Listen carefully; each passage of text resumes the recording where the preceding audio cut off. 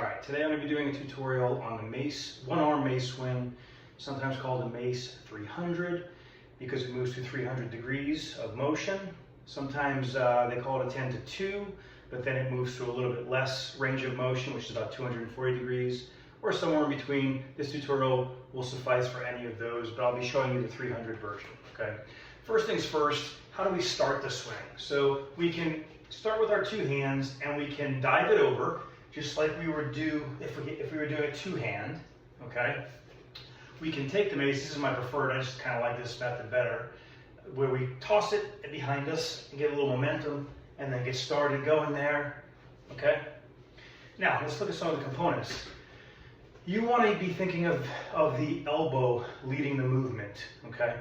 So we're going to, I mean, you can do it with your feet planted, okay? So when we're doing it planted, or we can do it where we come up, okay? And I'll show you both of those in a second.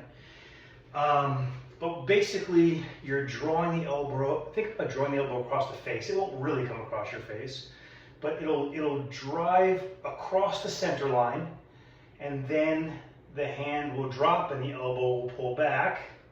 And as we're coming down, right, we're controlling it, we come down. So instead of coming down to like the center, like we would do for a 360, it will cross and come to the center. We're coming down and we're placing it right around where the top of the hip bone is here, right? Top of the iliac crest, right about there, okay?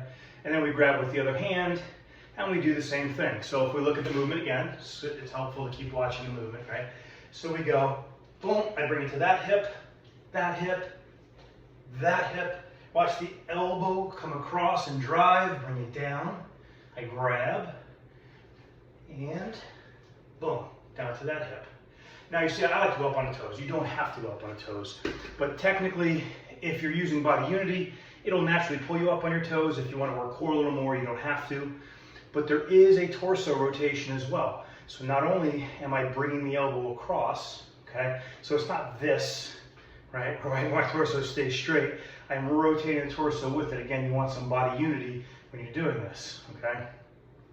And you don't want to, I see this happen sometimes with people teaching it and people doing it, is they pause too long. Even when you're learning it, I don't recommend pausing at the hip because it's going to torque your wrist. That radial deviation is not favorable to your wrist joint, okay? So as soon as you touch the hip, you've got to be ready to grab and go to the next side. This is with a two-hand or one hand. So you don't want to stay there because there's torque pulling that mace down. So you want to use that momentum to keep going so that your wrist is not absorbing that torque, if that makes sense. So those are some of the basics. Let's look at it one more time. We start our swing, we bring it here, we bring it and then we go. Almost like we're bouncing off. We're not really bouncing, okay? We just I want you to think of the movement, right, that we're not stopping at the hip. Terrible way to learn it, terrible for your wrists. But if you have any questions, let me know. Stay strong. I'll see you next time.